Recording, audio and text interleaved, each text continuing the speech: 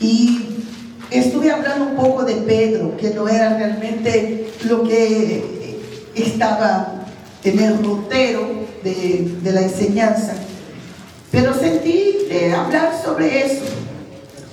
Y hoy meditando, venía masticando esta palabra el viernes en la noche después que salí de aquí. Sábado compartí esa palabra con otra persona. Y sabe, fue bien bonito porque la otra persona se sintió muy tocada y muy identificada. Y entonces hoy sentí en mi corazón que debería traer a la iglesia, porque ni todos estaban aquí en viernes, pero traer algo más sobre este pasaje de la palabra del Señor que habla sobre Pedro. Juan 21, después de esto, Jesús se manifestó otra vez a sus discípulos junto al mar de Tiberias. Y se manifestó de esta manera. Estaban juntos Simón Pedro, Tomás, llamado Dídimo, Natanael, que era de Caná de Galilea, los hijos de Zebedeo y otros de sus discípulos. Simón Pedro les dijo: voy a pescar. Ellos le dijeron: vamos nosotros también contigo. Y fueron y entraron en una barca, y aquella noche no pescaron nada.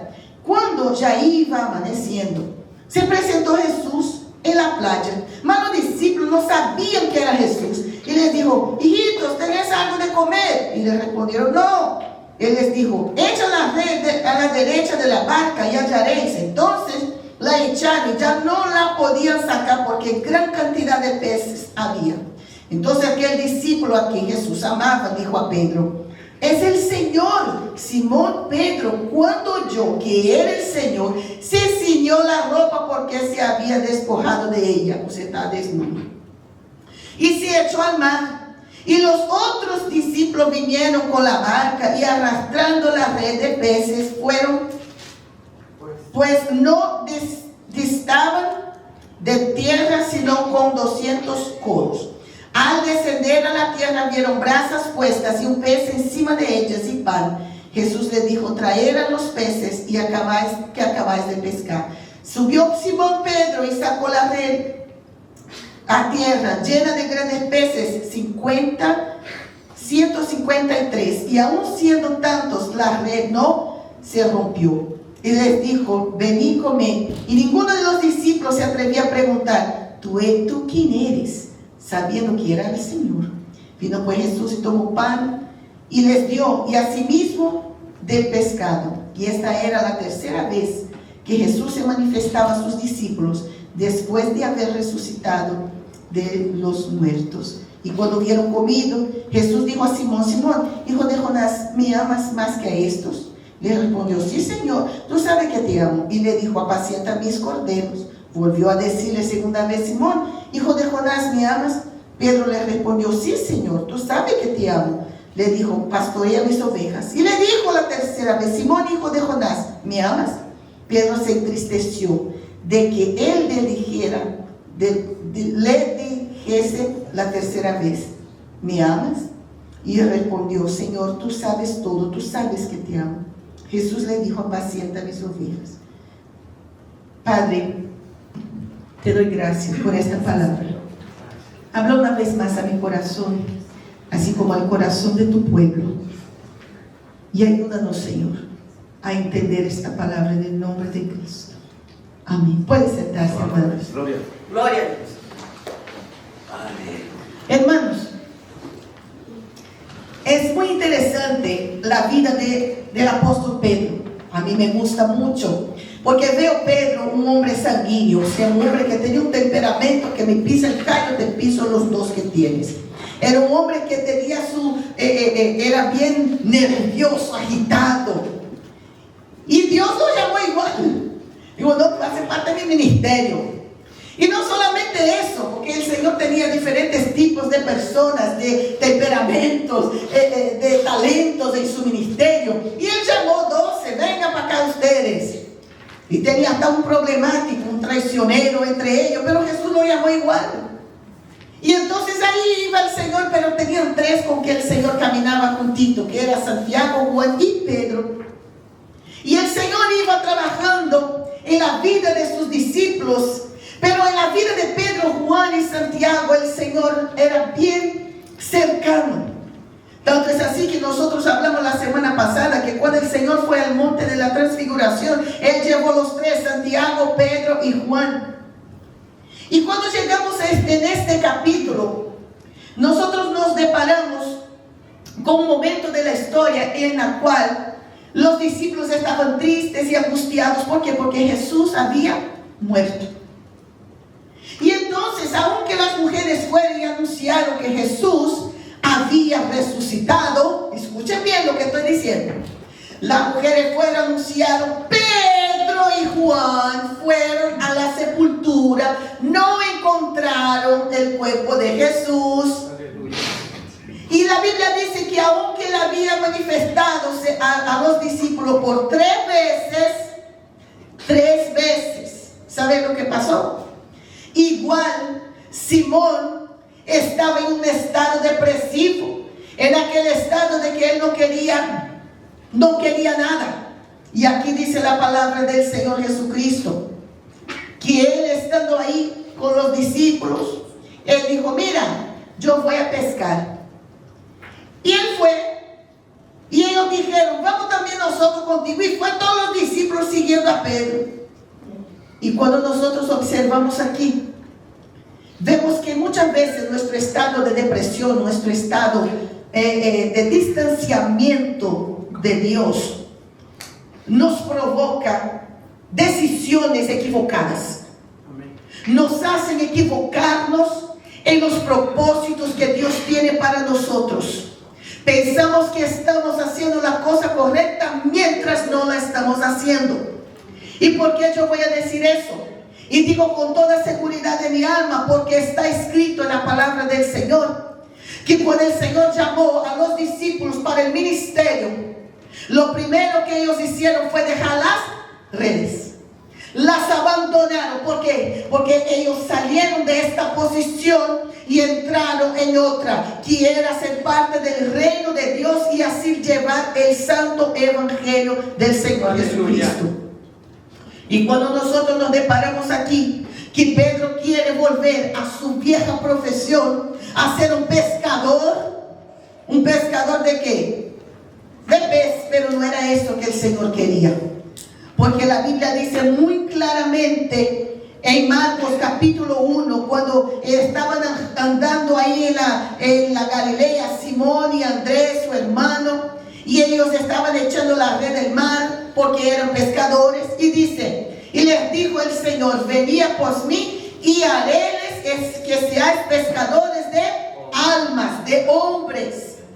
Entonces dice la Biblia que ellos dejaron las redes y lo siguieron. Entonces el propósito de Dios para la vida de ellos era otro.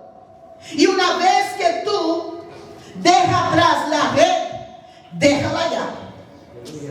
Porque muchas veces hay gente que está preso con las redes de su vida, con las redes que muchas veces carnales, que no te dejan seguir al Señor Jesucristo de la forma como tú tienes que seguir. Están enredados, esa es la palabra.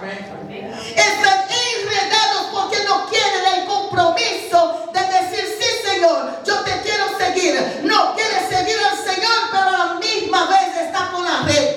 No se puede. Aleluya. No se puede. Y créeme, no era eso. Aleluya. Eso el Señor está poniendo en mi corazón ahora. Amén. Reciban en nombre de Jesús. También recibieron. Entonces muchas veces nos enredamos en las cosas de esta vida. Y la Biblia nos enseña que no debemos enredarnos en las cosas de esta vida. Porque cuando nos enredamos, hermanos, no podemos caminar. No podemos hacer absolutamente nada porque estamos atados. Pero aquí dice claro que ellos dejaron las redes para seguir al Señor.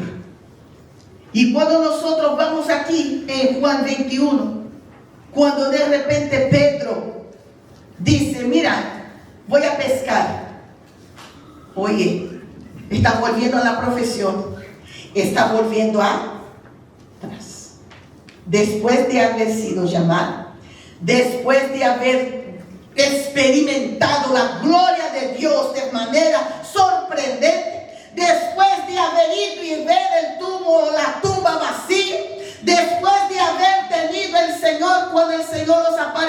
la casa donde Tomás no estaba en ese día, pero ahí el Señor les apareció también. Pero igual Pedro no podía levantarse de este estado que se encontraba y dijo, ¿sabe qué? Mejor yo voy a pescar, mejor voy a hacer algo aquí diferente, porque parece que las cosas no van a ser como Jesús dijo que iba a ser. Y él volvió. Está escrito en la palabra del Señor en Lucas capítulo 9, versículo 62, bien clarito, que ningún que poniendo su mano en el arado mira hacia atrás es apto para el reino de Dios. Entonces Pedro aquí había puesto la mano en el arado y de repente volvió atrás. De repente dio una caída y dice, no, ¿sabe qué? Voy a pescar. Pero ¿sabe la maravilla de todo eso? Es que el Señor estaba ahí. Él fue a pescar, pero el Señor llegó donde estaban Pedro y donde estaban los discípulos.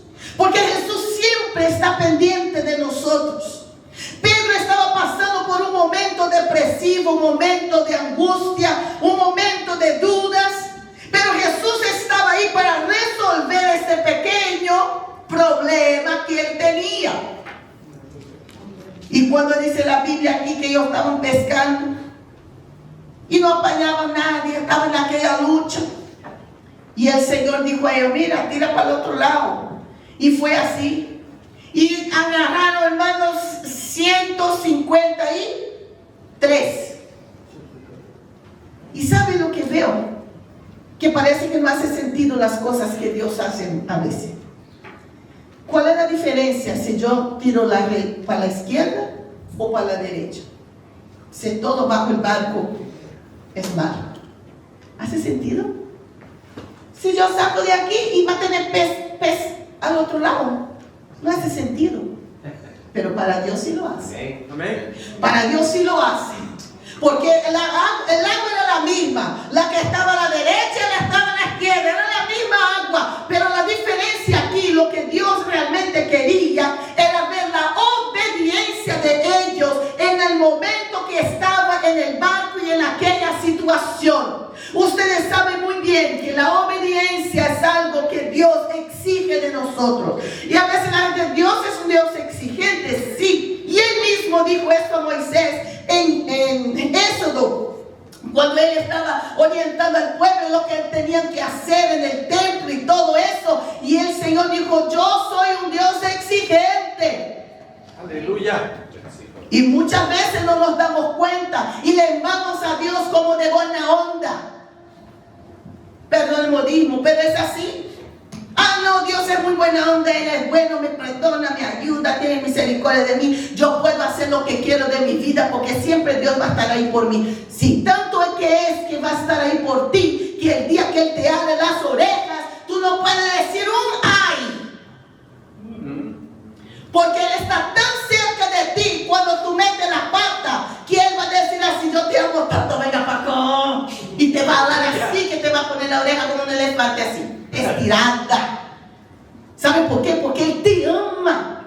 Amén. Porque Él te quiere ver bien. Él quiere que tomes buenas decisiones. Él quiere que aprendas a acercarse a Él, a que sea una persona obediente. El pecado entró en el mundo por la desobediencia. Y mira la desgracia que hay hoy. Amén. Cuesta ser obediente, sí cuesta muchas veces. ¿Por qué? Porque nosotros queremos hacer nuestra propia voluntad, al invés de hacer la voluntad buena, agradable y perfecta de nuestro Señor Jesucristo. Y Él hizo, no voy a hacerlo, y tiró la red a la derecha. Y ahí vino la bendición. Hay bendición para los obedientes. Amén. Solamente quiero dejar eso bien clarito. Dios bendice a todos. Amén. A los impíos, ¿por qué? Porque como dice la Biblia, el sol nace para todos. Dios bendice a todos, pero es diferente con el Hijo. El Hijo siempre tiene lo mejor. Y nosotros somos hechos hijos de Dios porque aceptamos el sacrificio de nuestro Señor y Salvador Jesucristo. Entonces aquí, cuando nosotros vemos la situación de Pedro, que estaba desnudo. Y híjole, estoy desnudo, me meto en el agua. Se escondió de Jesús. Tenemos otra lección preciosa aquí. Sí, con el Pedro así, desnudo. Sí, Señor. Que muchas veces nosotros no queremos revelar nuestro verdadero yo a Dios. Amén. Muchas veces queremos acercarnos a Dios, y a mí siempre me gusta ese pasaje. Siempre queremos acercarnos a Dios como el fariseo. Yo soy, yo puedo, yo sé, yo hago, aquí I'm a man. No. Pedro era un profesional en la pesca, pero espiritualmente había en él una desnudez. Espiritualmente él necesitaba de algo que transformara su vida en aquel momento. ¿Y cuántas veces nosotros estamos así mismo como Pedro? Cuando el Señor nos acerca a nosotros o nosotros nos acercamos a Dios, muchas veces nos avergonzamos porque no queremos revelar nuestra identidad momentánea o revelar al Señor y presentar a Él nuestros pecados. Pero no importa el color de los pecados, el Señor igual viene con su sangre y nos purifica de todo pecado. La cosa es que tú tienes que acercarse a Dios como tú estás, pero no es seguir siendo lo mismo. Gloria a Dios. No es venir a Cristo y seguir con la misma vida inicua. No es venir a Cristo y seguir haciendo lo mismo. Aleluya. Gloria a Dios. Porque Pedro se dio cuenta que estaba desnudo y dijo, híjole, ahí está Jesús, se metió en el agua. Y nosotros tenemos que entender que nada escapa a los ojos de Dios. La Biblia dice que los ojos de Él son como llamas de fuego. El Señor te ve en cada cantito, en cada rinconcito que te metes. Aleluya. No hay donde uno pueda esconderse de Dios. El salmista dijo, ¿para dónde iré de tu espíritu? Si me escondo aquí, se voy al cielo, tú estás. Se voy hasta el infierno, tú estás. O sea, todos los lados el Señor te ve. Aleluya. Jonás pensaba que el Señor no lo iba a ver. Ahí huyó, no me voy de aquí, el Señor, me voy a meter en ese barco, me voy a meter ahí lo más profundo, me voy a cubrir y el Señor no me va a encontrar. ¿Cómo es la cosa? Ándale, el Señor sacudió el barco. Ay, espérate ahí, déjame dar una sacudida aquí para sacar ese profeta que no me está obedeciendo. Aleluya. Y fue así o no fue, fue. Amén. A veces el Señor sacude el barco porque hay profeta desobediente. A veces el Señor sacude el barco para despertar los desobedientes. Amén. Y ahí es como yo dice, no reclame, arregla nomás las cuentas con el Señor y las cosas te van bien. Amén. Gloria a Dios. Y escuchen, en el nombre de Cristo Jesús. Y entonces ahí Él va, se acerca. Y el Señor dijo, mira, tráenos los peces que acabas de pescar. Y la Biblia dice que fue, llevó los peces. Y el Señor dijo, vení, comed. Y ninguno de sus discípulos se atrevía a preguntarle, ¿tú quién eres? Y aquí es interesante porque ellos sabían que era el Señor, pero a la vez estaban como que, ¿será o no? Pregunto, no pregunto. Nosotros sabemos quién es el Señor. Conocemos a Dios. Pero el punto es, ¿cuánto conocemos a Dios? ¿Cuánto es que nosotros conocemos el amor, la gracia, la bondad, la misericordia de Dios? Yo sé que, oh Dios, yo lo conozco. Pues conoce de qué forma. Como Job. ¿Antes de la prueba o después de la prueba? Ay, pastora, ¿cómo así? No entiendo, explícame. Ah, claro que sí, le explico. Job, antes de la prueba, él no conocía a Dios como debería conocer. Lo conocía, pero no como debería conocer. ¿Cómo yo sé eso? Job 42. Señor, antes oí hablar de ti. ahora mis ojos te ven. Mira la diferencia. Una cosa es que yo escuche, oiga de Dios, y otra cosa es que yo vea a Dios. Pedro había tenido una experiencia tan maravillosa, pero cayó en un momento difícil de su vida, volviendo un pasito atrás. Pero ahí es donde va a empezar realmente la carrera de Pedro. Va a ser en el momento donde él va a comer con el Señor. Y cuando dice aquí que se sentaron, el Señor los llamó, venid y comed. Esto muestra, cuando uno habla de comida o sentarse o comer, eso habla de comunión. Y el Señor quería mostrar que Él quería tener comunión con sus discípulos, aun que ellos estuvieran pasando por aquella crisis y hubieran como que se descarriado un poquito del propósito del Señor para sus vidas. Y dice entonces que el Señor vino a comer. Y yo veo ahí Pedro sentadito comiendo. Ay, qué delicia, Señor, qué maravilla ese pescadito que tú has preparado aquí. Que preparó fue el Señor. Aleluya. Amén. Que preparó fue Dios. Cuando el Señor te llama, venir y comer, es porque Él quiere alimentar tu alma y tu vida. Porque Él sabe que en nosotros siempre hay un hambre. Amén. Un hambre de algo. Sea de paz, sea de justicia, sea de amor. Sea cualquier tipo de hambre. Siempre tenemos hambre de algo. Pero el Señor siempre nos invita a decir, ven y comer.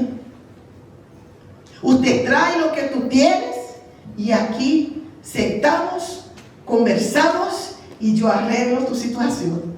Esa es así de fácil para Dios. Y cuando nos deparamos aquí, el Señor dice, ven y comer. Se sentaron, comieron. Y aquí dice la palabra del Señor, que cuando hubieron comido, ya estaban todos con la pancita llena, ¿verdad? Barriga llena, corazón contento. Y aquí dice que después que ellos comieron, ahí el Señor llamó a Pedro. Y entonces el Señor dijo, Pedro, ven acá, Pedro. La capacita llena, ¿verdad? Señor, mira. Pedro, pero yo tengo que hacerte una pregunta a mí, antes que yo me olvide. Eso la Biblia no dice así, pero estoy haciendo una escena para que ustedes entiendan. Dijo, Pedro, ¿tú me amas? Oye, claro. Se fue lo mexicano, ¿verdad? Oye, claro, hombre. Así los mexicanos hablan, ¿verdad? Yo estaba hablando de eso el viernes. Claro que sí. Claro. Ok, entonces yo estaba diciendo a los hermanos que a veces hay aquel I love you o te amo de teléfono. ¿Cómo así, pastor? ¿Cómo decir así? Tú andas con tu esposo, tu esposa. Ok, I love you, bye. You really meant that?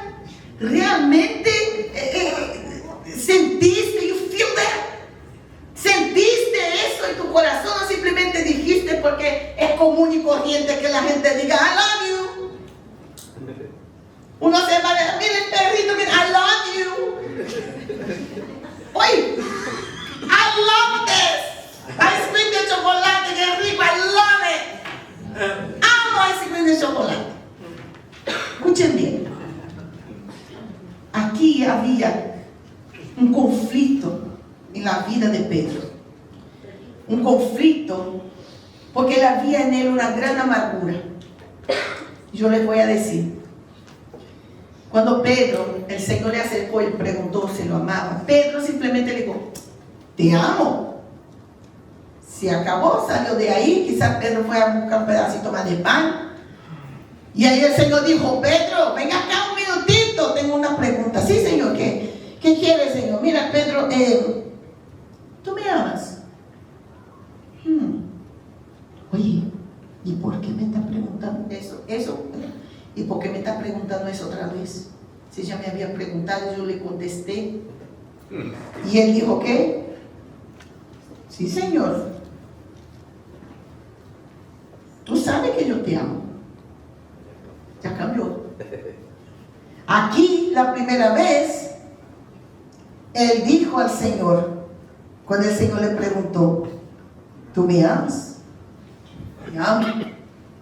Segunda, tú sabes que yo te amo. La tercera, dice la Biblia que el Señor le preguntó y su corazón se entristeció. Él sintió el dolor en su alma y dice, wow, ¿será que él duda de mi amor? ¿Será que él duda que yo lo amo porque yo lo he negado 3 veces y él estaba ahí, vivió cuando yo dijo que yo no lo conocía? ¿Será que es por eso que él duda de mi amor hacia él? Aleluya. Pero el Señor en realidad, y yo digo eso siempre, que por cada vez que Pedro lo negó, el Señor le preguntó por 3 veces si lo amaba. La primera vez que Pedro negó al Señor, él no sintió mucho. La segunda vez, él se puso así pensativo, nervioso, ¿qué será que va a pasar conmigo? Ahora la tercera vez, cuando él negó al Señor y escuchó el gallo, lo primero que sucedió con Pedro, dice la Biblia, que él lloró amargamente. Amén.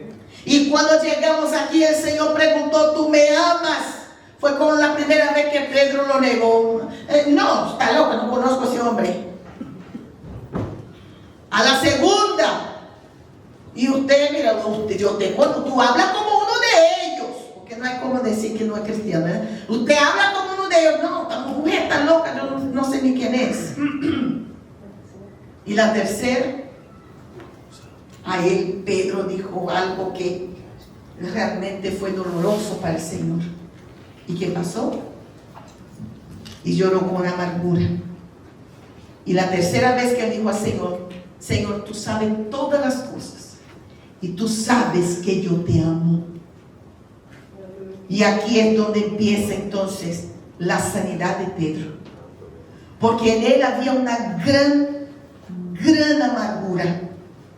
Pero la Biblia nos enseña claro que si el Hijo los liberta, serán verdaderamente libres. Y Pedro necesitaba esta liberación de esta amargura. Y yo estaba diciendo aquí en viernes que la amargura, ella tiene raíces y muchas veces se extiende la amargura a aquellos que están cerca de ti, y aquellos que tú amas muchas veces acaban pagando un precio o sufriendo porque tú estás tan amargo que las raíces se van extendiendo y los demás van sufriendo alrededor tuyo. Por eso la Biblia dice que si nosotros no podemos dejar que ninguna raíz de amargura crezca en nuestro corazón. Amén. Y aquí dice en Juan 8:36, así si el Hijo los liberta, serán verdaderamente libres. Amén. Hay cosas que son rotas inmediatamente, pero hay otras que toman tiempo. El problema es que quedan a veces tanto tiempo que la persona acaba acostumbrándose con esta cadena. ¿Cómo así, pastora? No entiendo. Nuestra vida a veces nos acostumbramos con la piedrita del zapato. ¿Cómo así? Yo creo que yo di ese ejemplo una vez. Cuando una persona tiene una piedra en el zapato, ¿lo que quiere hacer? Sacarla. Que te incomoda, te molesta, no puedes caminar bien, porque está siempre ahí. Y a veces tú no la puedes sacar, entonces lo que tú haces, la acomoda. Aleluya. A la acomoda. Ahora sí. Ni siento que estoy, hay un poquito, pero ahí se va acomodando, a un punto que a veces hasta un huequito así en la piel, y si ahí se arregla, y pues ya. Y eso es el problema más grande. Es que nosotros muchas veces traemos amarguras, traemos resentimientos, y nosotros, en vez de ser liberados de esto, de sacar ese zapato y echar fuera esta piedra, acomodamos esta amargura o ese sentimiento a nuestra vida. Pero acuérdense siempre que esta piedrita no es siempre que queda ahí bien acomodada, porque va a tener un momento en que un paso que tú vas a dar, sea brincando, sea marchando, sea como sea, esa piedra va a acabar saliendo de la comodidad que está y otra vez va a volver a herir tu pie,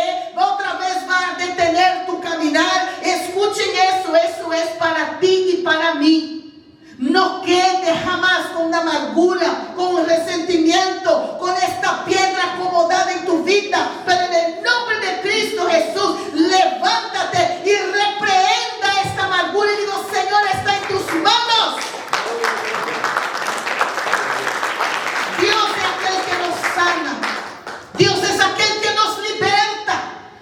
Sea lo que sea que existe en nuestra vida, cuando el Señor nos hizo la invitación, venid a mí, todos que están cansados, sobrecargados, y los haré descansar. Pero cuando aquí Él dijo, venid y comed, el Señor quiere tener comunión con nosotros. Por eso nos invita siempre. ¿Por qué? Porque quiere sacar de nuestra vida todas las cosas que quiere impedir nuestra comunión con Él. Aleluya. Voy a seguir, hay mucho que decir. Pero mira, dice en Santiago 3:14, pero si usted abriga en su corazón amargura, envidia, rivalidad, no tiene de qué se presumir y están falseando la verdad. Wow, la palabra del Señor es fuerte. ¿Y cómo Pedro sería capaz de hablar de Jesús? De la verdad que es Jesús, porque él dice, yo soy el camino, la verdad y la vida. Si él todavía no estaba liberado. ¿Cómo es que yo voy a hablar del amor de Dios si yo no amo a Dios como debería amar? O si no amo a mi prójimo como tengo que amar. ¿Cuál es la autoridad que yo tengo de hablar de amor o de perdón si yo no amo y ni perdono? Dime cuál es la autoridad que tengo yo. Simplemente es fácil. Me siento y apunto a los demás y that's it. No, that's it, no. No es así que funciona con Dios. Dios es un Dios ordenado. Dice la Biblia en Efesios 4:31, desechen todo lo que sea amargura, enojo, ira, gritería, calumnias y todo tipo de maldad. Y entre esas cosas que hay que desechar está justamente la amargura. Aleluya. Tengan cuidado, Hebreos 12:15, no vayan a perderse la gracia de Dios. No dejen brotar ninguna raíz de amargura, pues podría estorbarles y hacer que muchos se contaminen con ella. Mira la gravedad de eso. Entonces Cristo Jesús tenía que lidiar con la amargura de Pedro. En él había una gran amargura. Segundo, había en él un gran sentimiento de culpa. Una culpabilidad terrible. Porque cuando uno comete una tontería, dime la verdad, lo primero que uno hace cuando recapacita es preguntar ¿qué? ¿Por qué hice esto? Porque ahí tú estás recapacitando. Y tú te preguntas, ¿por qué yo hice eso? ¿Por qué tomé esa decisión? ¿Por qué actué de esta manera? ¿Por qué yo dije estas palabras? Porque ahí tú estás recapacitando y preguntando a ti mismo, ¿por qué ha hecho una tremenda barbaridad? El sentimiento de culpa no es una atadura. El sentimiento de culpa es una carga.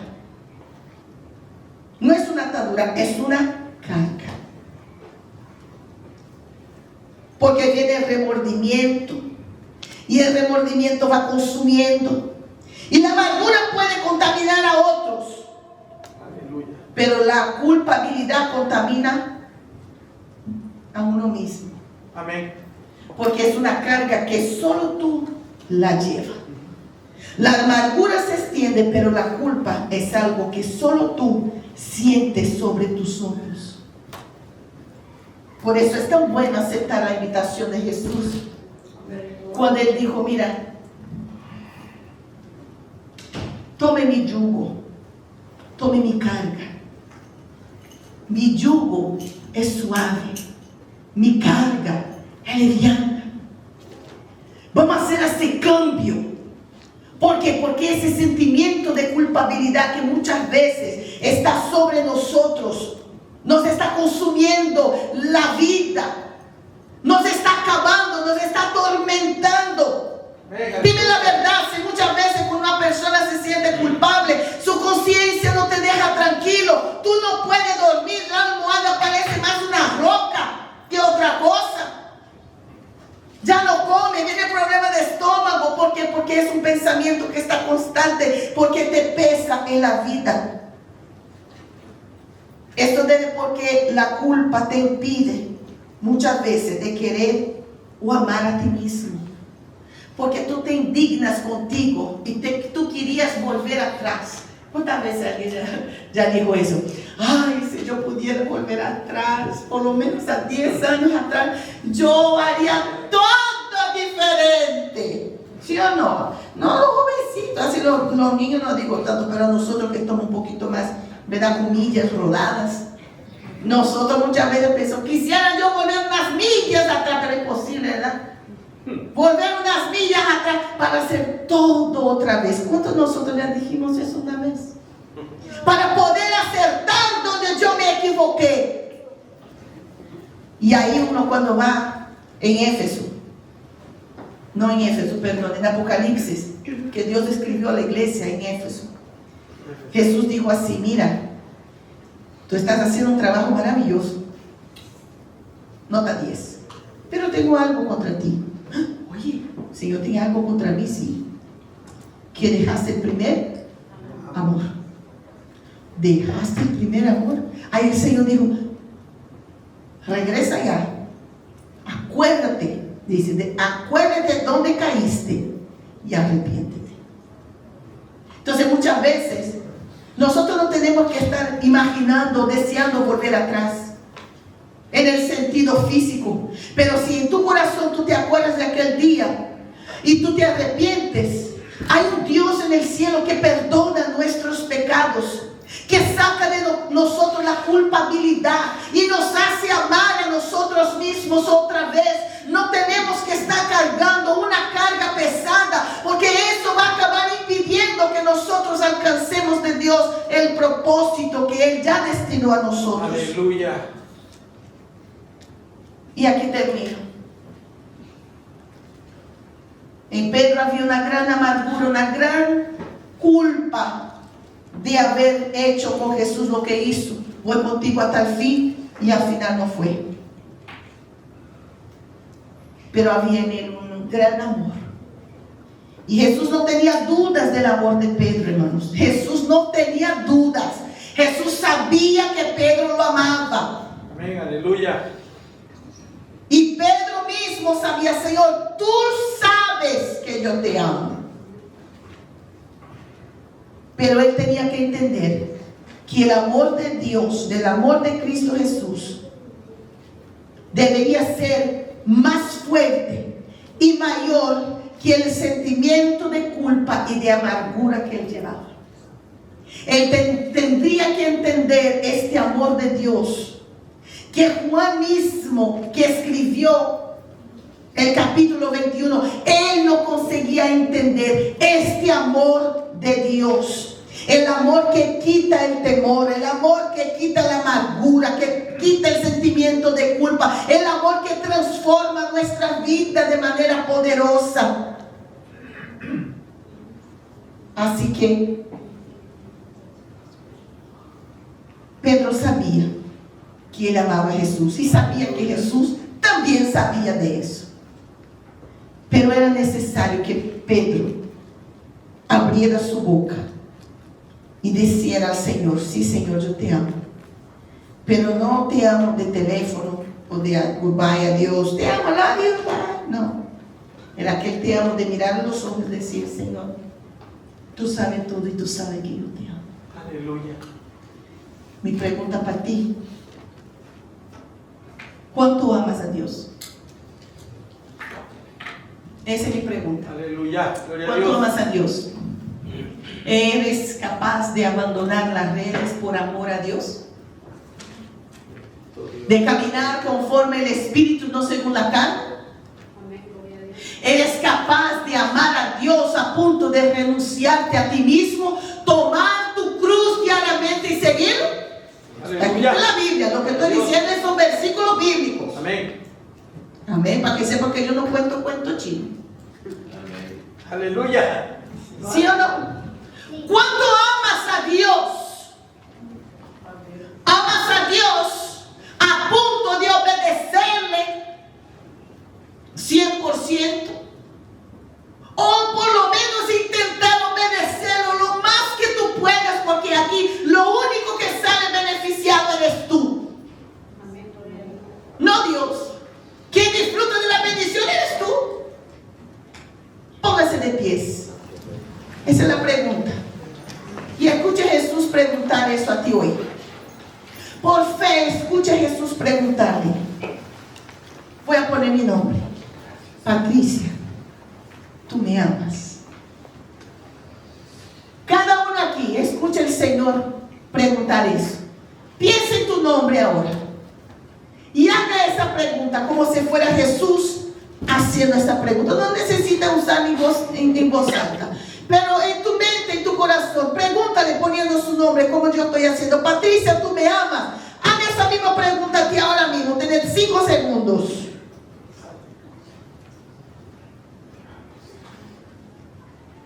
¿Cuánto amas a Dios?